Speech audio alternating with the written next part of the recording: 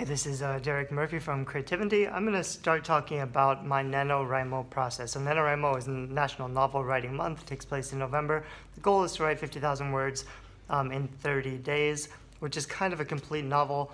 I'm on day 5. I'm not going to make a daily video about my progress because I don't think that would be very effective.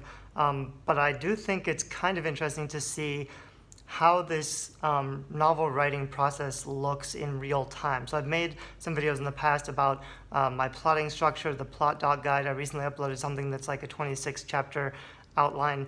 And to see how that all fits together when I'm actually in the writing process, I think will be useful both for you and both for me as well. And this is something I kind of realized today.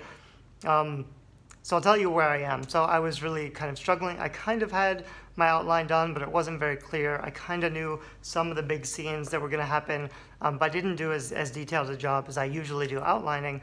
And so I just dove in because I knew what happens in the first chapter. I knew how to begin. This is also the first time I'm ever writing a part 3. This is a third part to a series. I've never done a book 3 before, so that's kind of exciting. It also allows me to do things a little bit differently because I'm not starting off and doing the like suspenseful slow build. At this point, most of the characters are already there.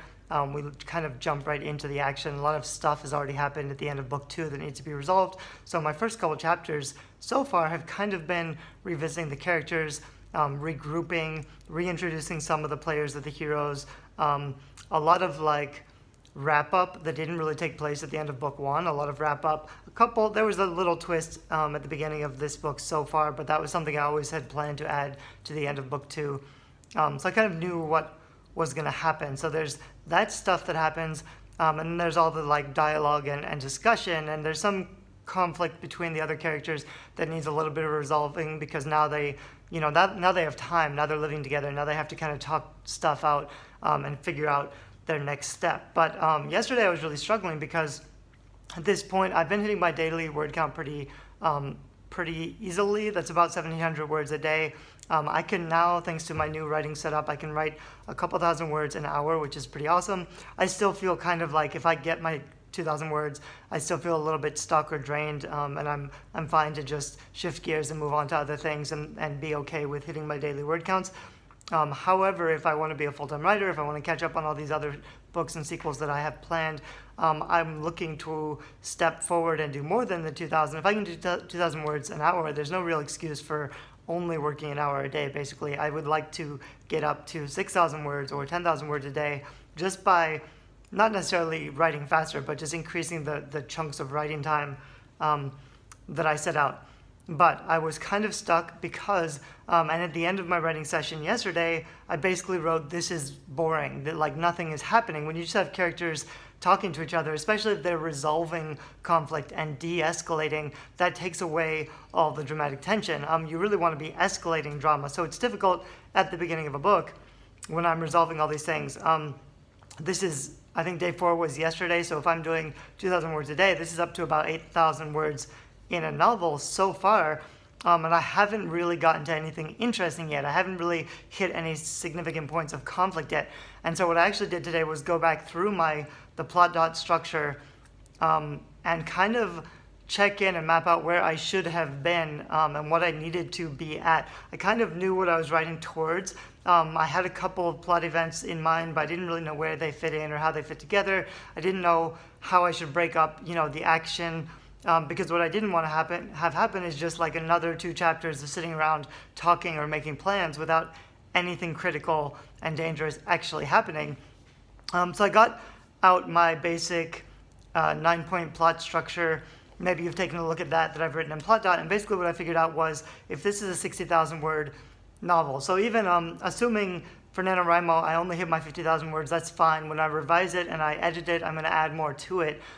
Some of the things I do differently, when my books are done, I don't cut out things because I haven't written things that don't matter. I haven't written huge scenes that are just going to be cut because they don't fit in my plot. I'm not a discovery writer. I'm not figuring out my plot as I write that needs to be edited or revised later. Part of how I write is that when I finish, it's structurally sound. So when I edit, I'm actually bulking it up. I'm adding in more slower paced stuff. I'm adding in more description of the scenes. So my word count extends. So I may finish a Nanowrimo novel of 50,000 words, but a few weeks later, it could be a publishable novel of 65,000 words or so, which is a good length. My novels tend to be a lot longer, but I'm trying to focus on writing, reasonably short. 65,000 words is fine for a novel if you're self-publishing. So that's kind of my goal, my target. So if that's the case, if this is day 5 of a 30-day novel, if I'm writing a novel in 30 days, and that's going to be a 60,000 word novel, if I'm writing 2,000 words a day, which is pretty standard, then I should be at, if this is day 5, I should be, kind of getting close to my 25% goal, which is the first plot point. So 25% would be a week. So in 1 week, I should get a quarter of the way done with my novel. I should be at the first plot point, which is the big, significant, the antagonist makes a significant move. It's the point of no return. It's when the heroes start their adventure. So right now, if I'm in this like safe haven place, if I'm regrouping by 25% into the novel, I should be 15,000 words and I should be starting the journey. So I should be going somewhere else, basically. I should be going on a quest. So what has to happen before that, that was kind of useful for me to see because I'm already like 10,000 words. So like I said, I didn't feel like I was making progress. And the reason is between the beginning of the novel and the first plot point, which is at about 15,000 words, I need to hit the inciting incident. So that needs to happen around 7,500 words in.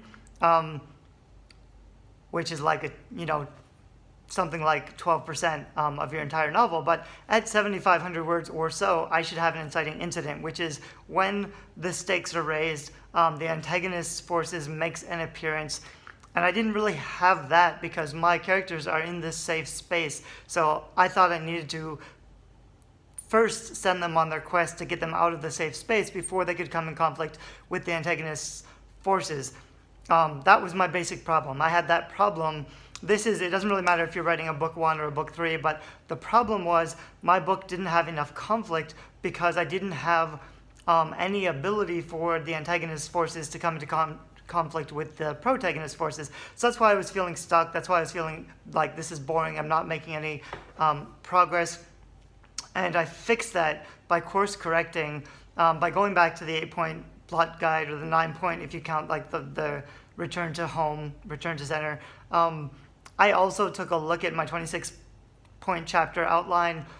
I'm not necessarily following that for all of my books, especially if it's a sequel, but it is really useful to kind of see how things are going. The other thing that is kind of a mistake is since this is a 3rd book, I'm not focusing as much on creating sympathy for the protagonist, because at this point my readers already know the protagonist. I've already built a lot of that into book 1. At this point it's a lot more about action, but I do need more conflict between my characters, more sympathy for the protagonist, and part of sympathy building is just I have to make things hard for my protagonist. I have to make her feel afraid or scared or doubtful, even in the beginning of the 3rd book of a series, because I kind of need to show that she's insecure so she has room to grow.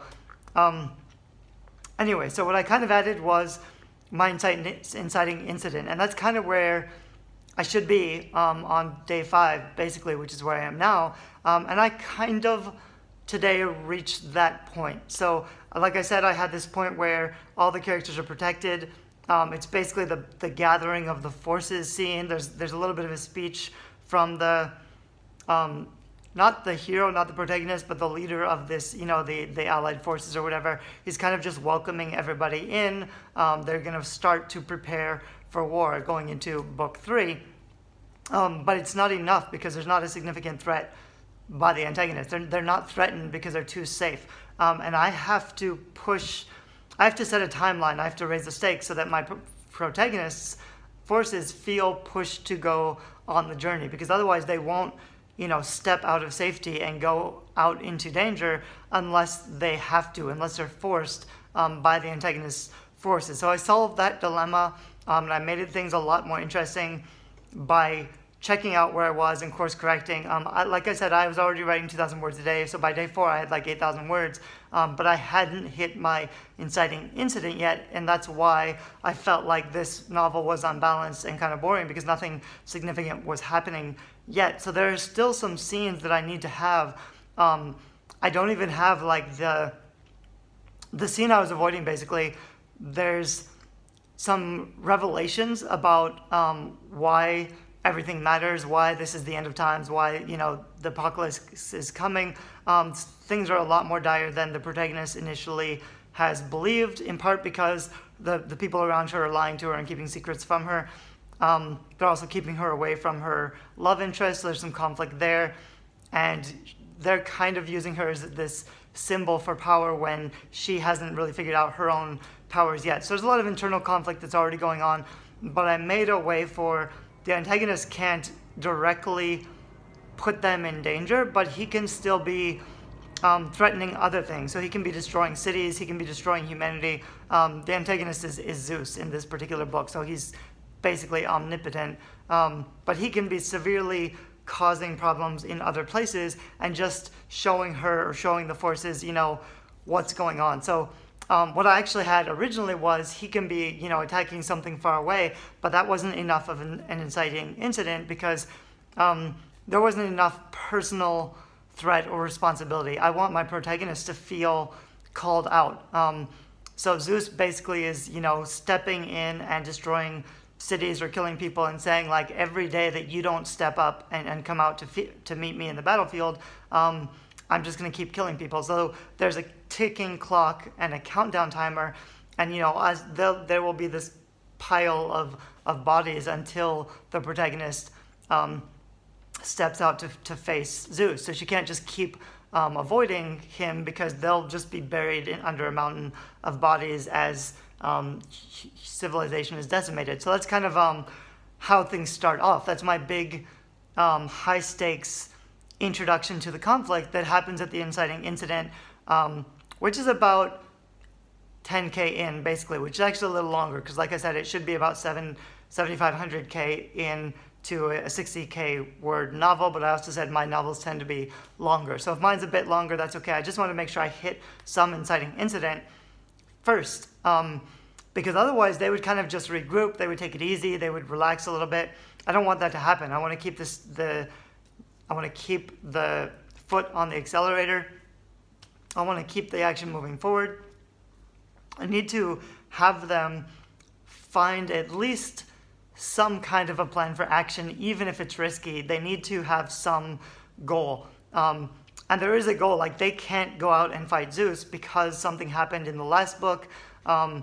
They need to first disarm Zeus's power before they can go into battle again, because they tried to battle him last time. It didn't work because Zeus had this backup plan that meant she couldn't kill him even though she had discovered the weapon. So before they go into that circumstance again and face him directly, they need to countervent or get around this backup plan that he had, which involves, you know, finding how to reverse this ancient Mesopotamian spell. So that's kind of like the quest for this entire book, is to get their hands on this spell so that they can go back and fight Zeus again. Zeus is the main antagonist. And through the quest, which is, you know, all about defeating Zeus, they're actually going to come across several other smaller antagonists, and also Zeus's new main defense, which is Hera, his wife, queen of heaven. So the major antagonist of this book is going to be Hera, but they don't completely know that. Their main quest is just stemming from the inciting incident, which is Zeus raising the stakes, basically. So I'm much happier now. I'm making these videos. I've decided I'm going to make these videos every 5 days to go along with the major plot points, because I do think it is really vital and important to make sure I'm always on track and on course, and make sure my book basically makes sense as long as I'm writing towards the next major plot event. There's other stuff that can happen. A scene could be fast or slow. It may not be crucial or necessary. I'll probably need to go back and revise and edit and fix it a lot, but as long as I'm writing towards those major plot events and I hit them in roughly the right order, I know my Nanowrimo novel is on track. This is the same for writing any book in a month or even shorter than a month. I actually have a lot of friends who say they're not doing Nanowrimo because for them, a book in a month is a joke. Like they're already at 10K in and it's only 5 days in November. They're used to writing a book a month or 2 books a month.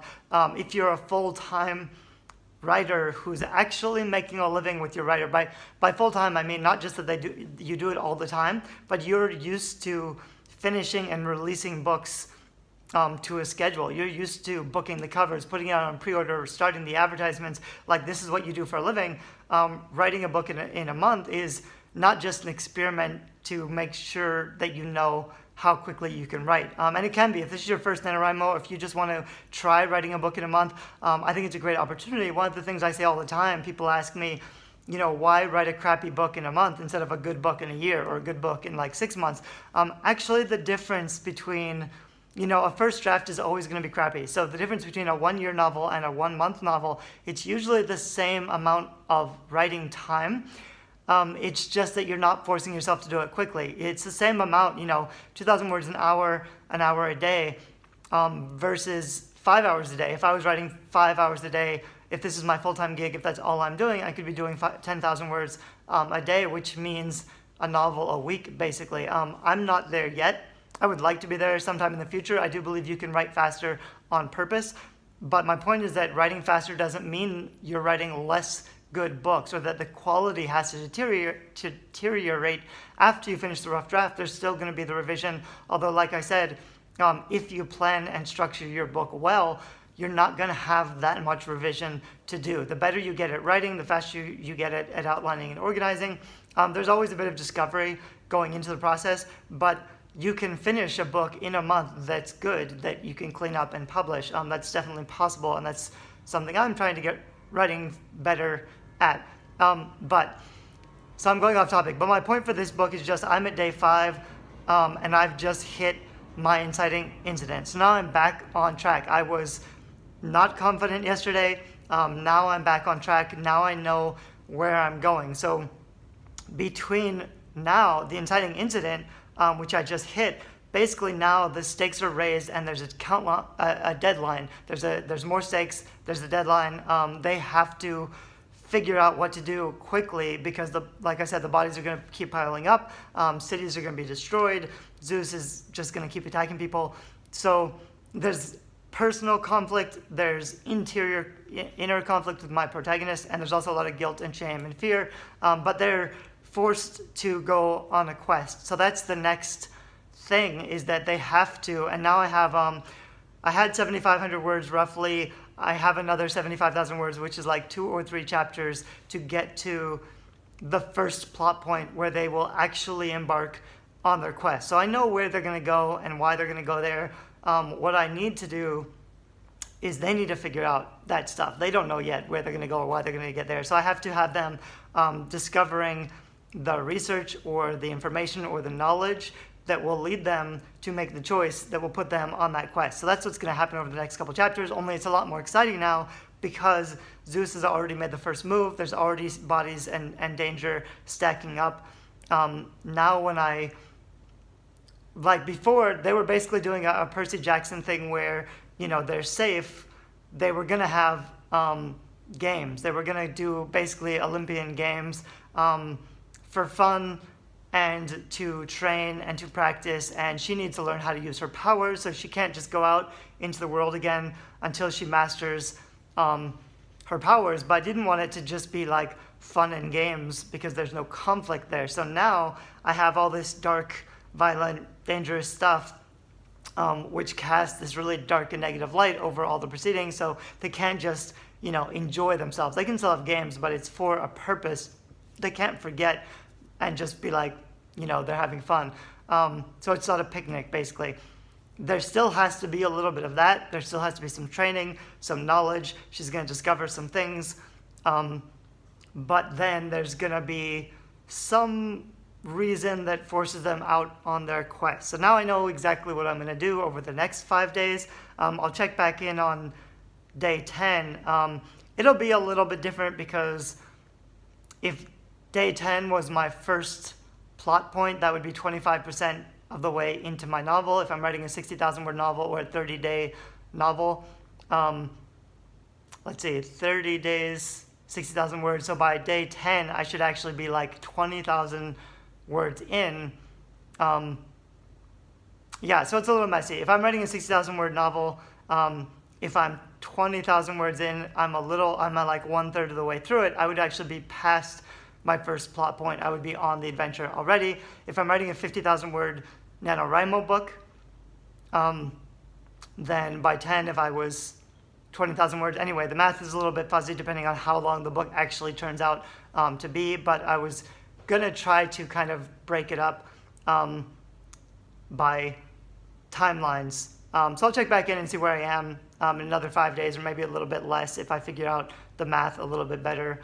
But like I said, I wanted to kind of make a video when I hit those main plot points. So it may be sooner than 5 days. Actually, I probably should have hit the inciting incident yesterday. So maybe I'm a day behind, even though I have more words than I need at this point. So I'm gonna make this into a little video series about writing a book in a month, and I hope they help. Bye-bye.